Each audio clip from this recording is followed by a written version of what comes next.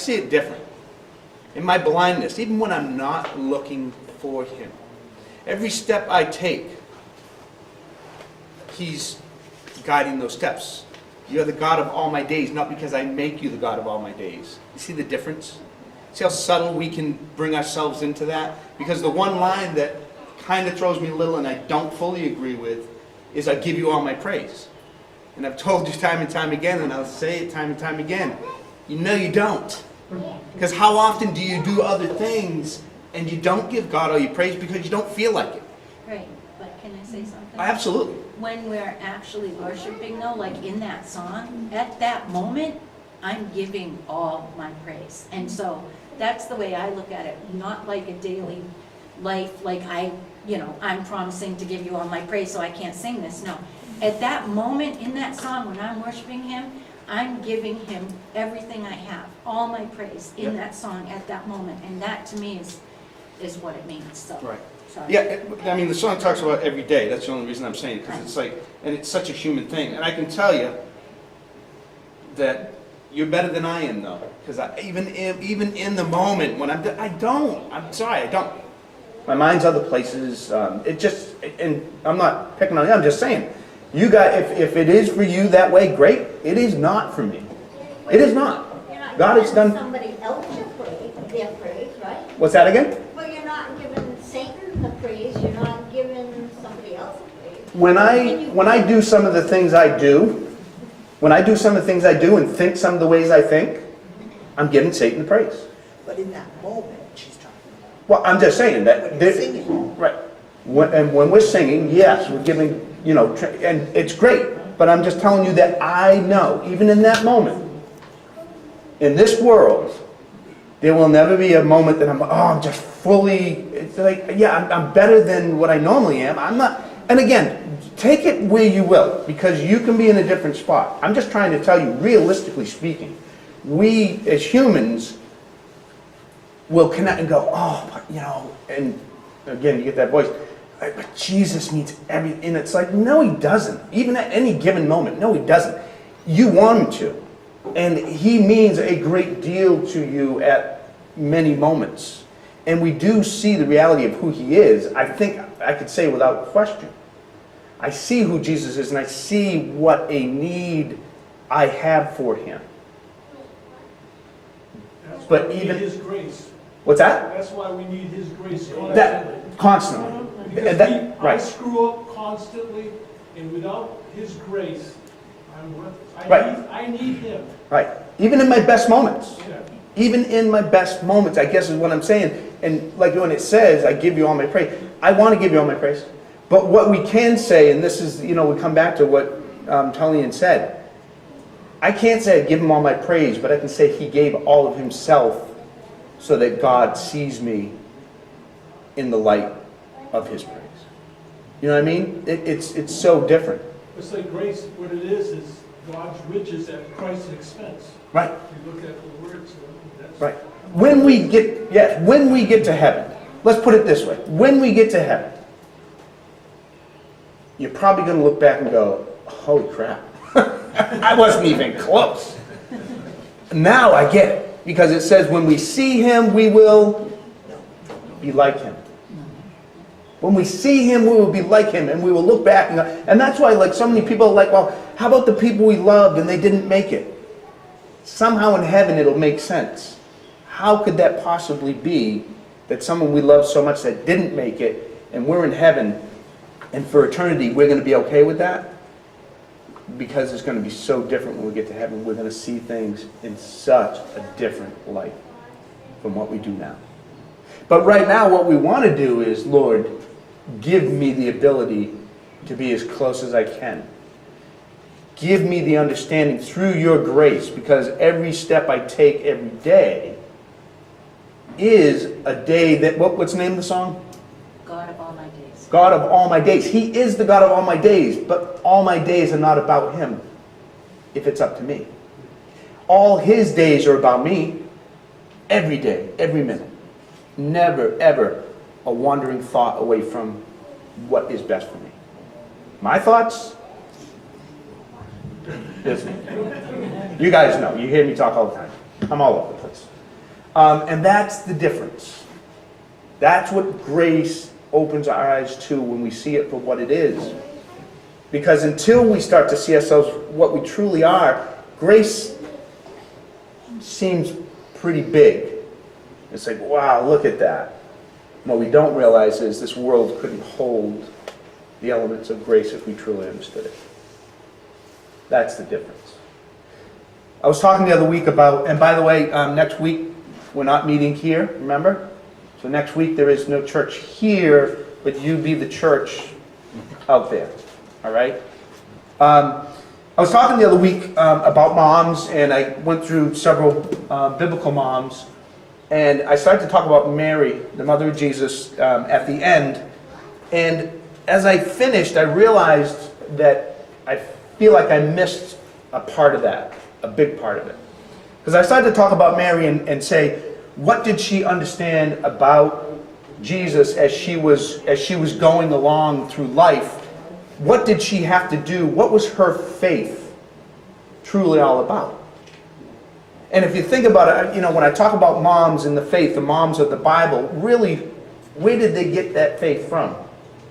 You know, they're heroes of the Bible. They're heroes of these individuals they brought up, and God used them in great ways. But where did their faith come from? Really, it was from God, wasn't it? It was one of those things where they just came to the place where they said, I'm going to do the best I can, but ultimately, God has to take over here. God has to be the one that does what he does, or it's going to be a mess.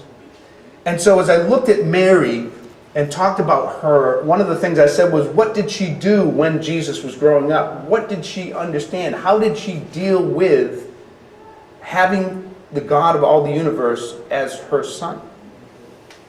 And I kind of left it there. And I thought later, I think I missed some. Because if we look at Mary, and I wanted to turn to Luke this morning just to start the process of looking at how Mary's faith was alive and what it was really all about. It talks about Jesus, the birth of Jesus foretold, and says, in the 6th month of Elizabeth's pregnancy, God sent the angel Gabriel to Nazareth, a town in Galilee, to a virgin pledged to be married to a man named Joseph, the descendant of David. The virgin's name was Mary. The angel went to her and said, greetings to you who are highly favored. The Lord is with you. All right, anybody ever had something like that happen to him? Hey, what's going on? God really, really loves you. You're highly favored. He's recognized you. I mean, if that happened to me, I'd be like, really? Not bad. Listen to Mary's response. Mary was greatly troubled at this. Okay, she was greatly troubled at his words and wondered what kind of greeting this might be. But the angel said to her, don't be afraid, Mary. You have found favor with God. You will conceive and give birth to a son, and you're to call him Jesus. He'll be great, and he'll be called the Son of the Most High. The Lord God will give him the throne of his father David, and it will reign over Jacob's descendants forever. His kingdom will never end. How will this be? Because I'm a virgin. The angel answered, the Holy Spirit will come over you tonight, and the power of the Most High will overshadow you. So the Holy One to be born will be called the Son of God. Even Elizabeth, your relative, is going to have a child in her old age, and she who was said to be unable to conceive in her 6th month, for no word from God will ever fail. What is Mary's response? This shows a lot of where her heart is, who she understands herself to be.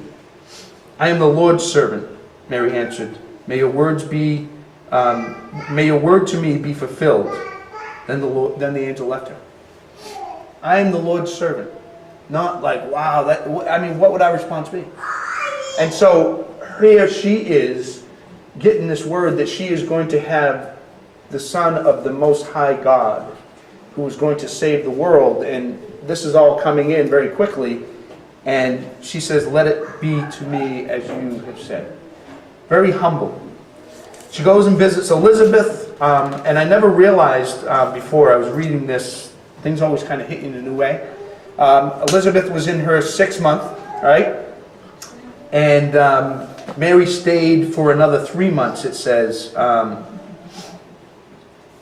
And then she left. So Mary was there, obviously, at least very close to the time of the birth, if not for the birth. And my guess is if she stayed for 3 months, would any of you leave just at the time the baby was going to be born? Probably not, right? So she may have been there for the birth, right? Hung around for the birth and then went back home. Thought that was interesting. So Mary sings this song. It's another indication of where she was at. Listen to what she says. My soul glorifies the Lord, and my spirit rejoices in God my Savior. For he has been mindful of the humble state of his servant. From now on, all generations will call me blessed. Now, is that her going like, hey, they're going to call me blessed? No, because it's talking about how humble she was. But she's realizing that what's happening to me, this isn't just a quick phase. This is going to go on through my life. For the Mighty One has done great things for me. Not to me. Not through me. The Mighty One has done great things for me. I thought that was powerful too. Holy is his name. His mercies extend to those who fear him. For generations and generations, he has performed mighty deeds with his arm. He has scattered those who are proud in their innermost thoughts. He has brought down rulers from their thrones, but has lifted up the humble. He has filled the hungry with good things, but has sent the rich away empty.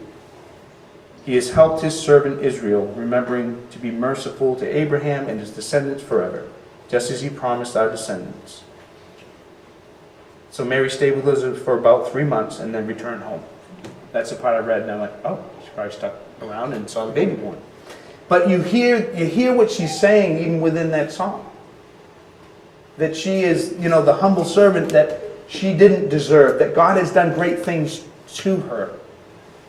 And that God takes, the rich and the proud and the things of the world, basically, that the world sees as important, and he trashes them. Even though they look like they have a really good life here, because how many people have seen other people that have a lot?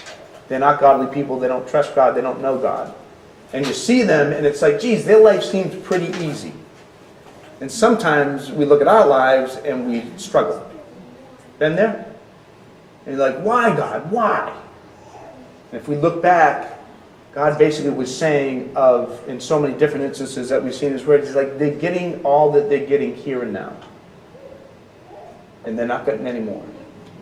And even what they have here seems greater, but if you knew the life of people behind the scenes, how often do we see people that had great wealth and great power and great fame, and then they took their own life or did something crazy like that? And you think, why? Because everything they had meant nothing. And a lot of the nothing we have means everything because of what we know. And I believe Mary's heart was there. She was very humble and trusted in God through the process, all the way through. Now, as I look at the aspect of this, I believe that she didn't fully understand everything, because remember, at one point, Jesus is at the temple. Now, I think it's a couple pages here. Yeah, it's up here. Jesus is at the temple. It shows that Mary didn't fully understand the whole process of what God was doing, and yet she still trusted His plan.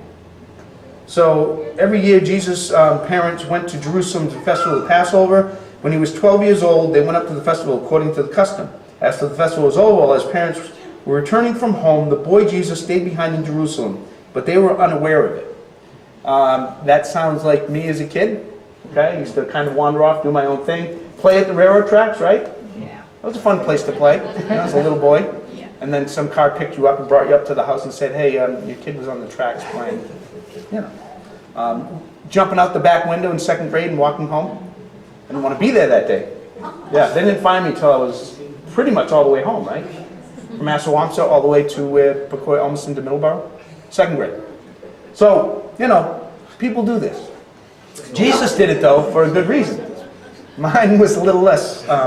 Anyway, thinking he was in their company, they traveled on for a day. Then they began looking for him among their relatives and friends.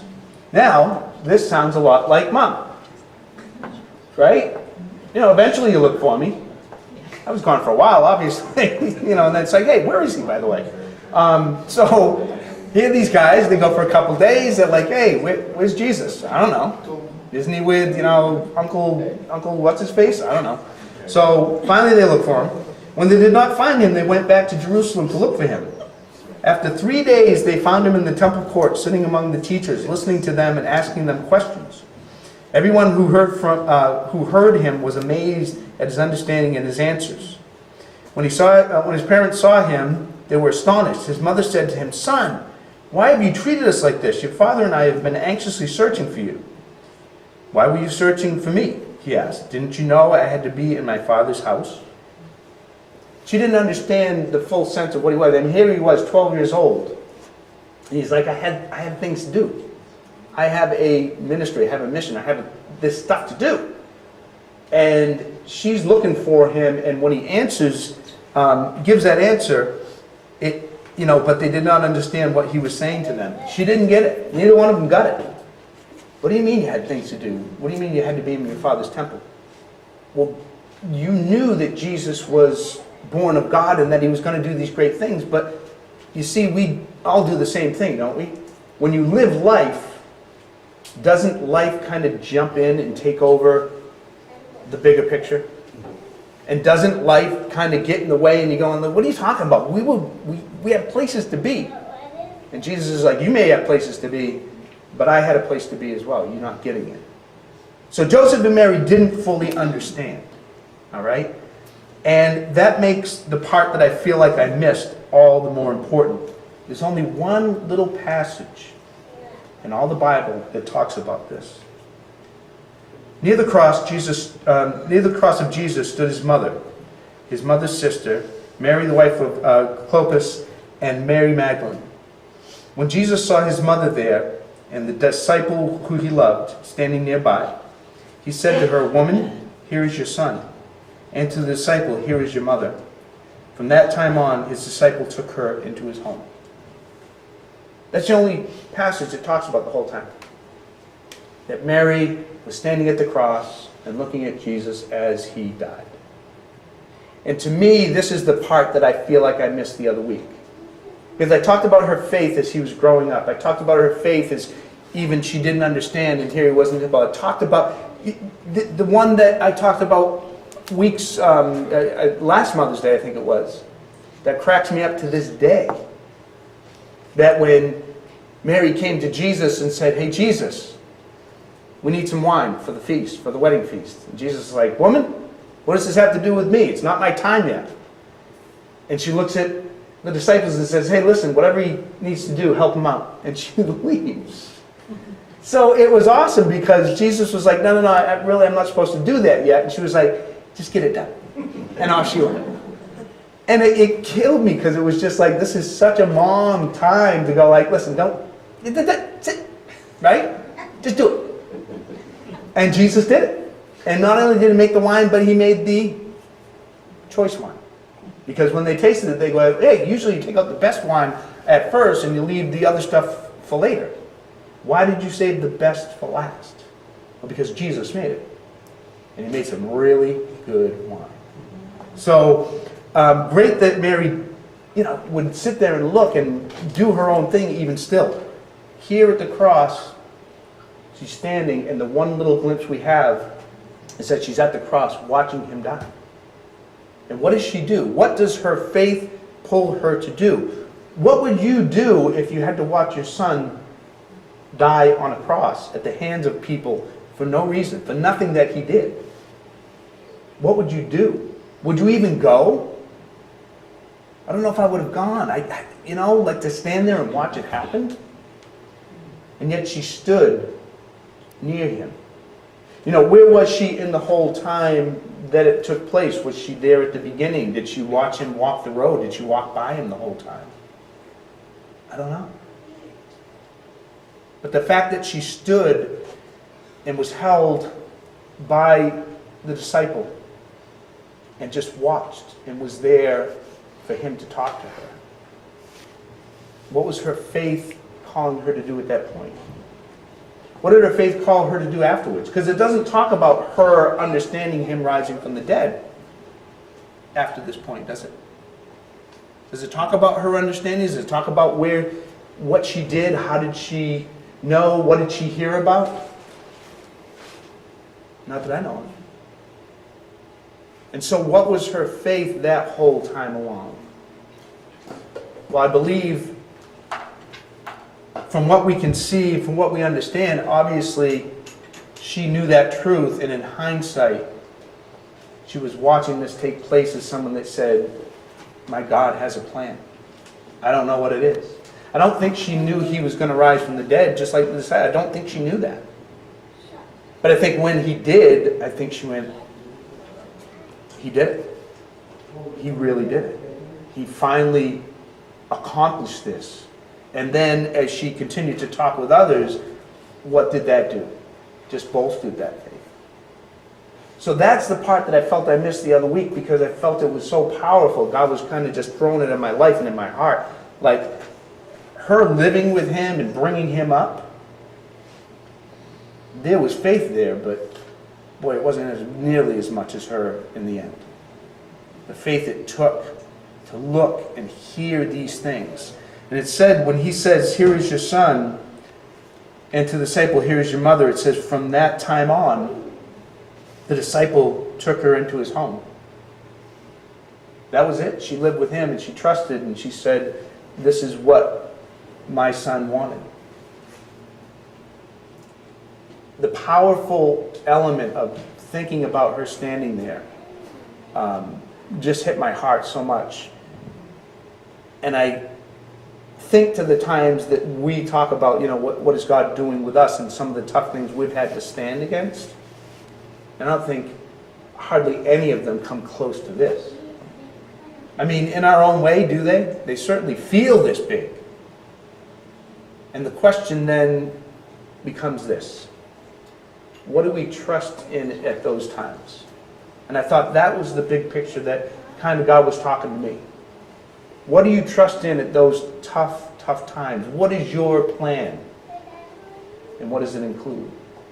You know what I mean? What is your plan? Because we all can have a plan. Oftentimes my plan, especially when things are happening to my daughters, is, well, let me go take care of that.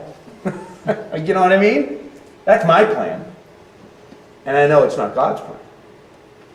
And God's plan is harder sometimes, because what does it require of us? What does it call us to? Sometimes it calls us to do nothing but trust. And that's the hardest thing to do sometimes. What would you do about that, right? I mean, if something's going on in the world here that, oh, I can't believe that, what'd you do? Isn't that their first response? And if you said nothing, then what do they say? You mean you did nothing? You didn't do anything? Well, I trusted. I tried to be supportive. Those kind of things. You didn't do anything? Doesn't say Mary did anything. She didn't jump in. She didn't try and stop it. I mean, obviously, what do you do? Well, the government's got them. But it doesn't talk about anything that she did, but to stand there and to hear what Jesus said. And obviously, she trusted and said, yeah, I can do that. And she said, I will be like a mom, and he will be like a son. I don't know overall, and it's a lot like the songs. To me, a lot of the songs say different things. That first song, the Boondocks, right? What does that mean? What does that have to do with church? Anybody? What did you guys get out of it? Didn't seem like church. What's that? Didn't seem like church to me. Yeah. You know what? It did to me. Okay. You know why? And I'm not picking on you. Again, that's what I said. What did it mean to you? You know why it meant? You know what it said to me? That this group, that what we do and the people of God feels like family. Feels like home to me. And I desire to be here even when I'm not. Now that doesn't, I mean, you know, but that's what I get out of it. And why do we do these kind of songs? I don't know what the one I have to try. Why do we do these kind of songs? Why do we do? Because I feel like the picture is bigger than church. And the picture is bigger than church in a lot of ways, not only for us. I think we need to see beyond these walls sometimes, even in here.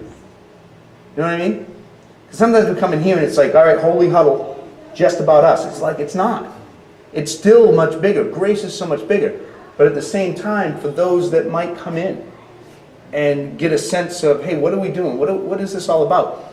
They have a lot easier time singing at a concert and singing stuff that they're used to. And then as they do, they start to sing about other things and they go, oh, okay, I kind of get it. It's a little play over it. It's a little both. And so that's, to me, why these things make sense here. You know what I mean? That's why we do what we do when it comes to those songs. And when I say we, I'm the driving force behind that. Because I'm the one that says, I think we need to do more of that. And sometimes I feel like we need to do less of the other ones that talk about supplication and all the bigger words, but I love those as well in a different way. So we mix them up. Because what does God call us to? And what is faith really about in all these different areas that we do? Even the simple things. What is faith? Well, God, what do you want me to do? God, what is your plan? And how do I make that happen? And sometimes, quite often, I think, it's not about figuring out what his plan is, because when we try and figure out what his plan is, then what do? What we actually do is do our plan and we put God's stamp on it. And we say, this is what God's calling me to. When we don't come up with the plan and we just say, God, I don't fully get it, but I'm going to try and take the steps I feel are right, then what's happening? Because what we're saying is, God, I'm going to trust you in this. This might seem a little crazy. Singing in the boondocks at church, it might seem a little crazy. Whatever. But I trust that you're going to do something with it. And I think that's the bigger picture I got from what Mary did. I'm just going to be there. I need to be there. I need to see and be a part of this. But what's my plan? I don't have one. I'm going to trust you. Take me where I couldn't go without you. And that's you. We're going to wrap up now. I don't know, do we have another song at the end? Okay, we have another song. But I'll close in prayer and then we just listen to the song and then that'll be it. But what does this mean? What does God have for you out there this week? What is your plan? You're going to talk to people about Jesus? You're going to share them? Well, how do you do that? Well, I got to walk around with a sticker and I got to hand people weird tracts and get really uncomfortable. Okay, you can do that. Is that God's plan? No. Could be. But have you tried something different? Have you said, God, I don't know what it is, but maybe you got something out there for me. I'm just going to trust you and see what happens. Odd as that might be, crazy things happen. He even uses crazy people. Let's pray. Father, thank you for your love and your grace and for your plan. You do have a plan, and Lord, every day is your day. And Father, we struggle to find the balance of trusting and yet wanting to do the right thing. Lord, show us that balance. Give us a clearer vision, and even as we struggle, we know that the beautiful thing is you love us just as we are. Because Christ has done it all. We are loved where we are. We don't have to do another thing. And you still love us the same.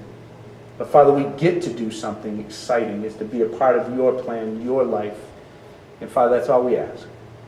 Guide us in that unseen way, the roller coaster with unseen rails. Let us hold on tight. And Father, take us to crazy places and let us have fun even in the process. And Lord, we'll thank you for all that you do in and through that. In Christ's name, amen.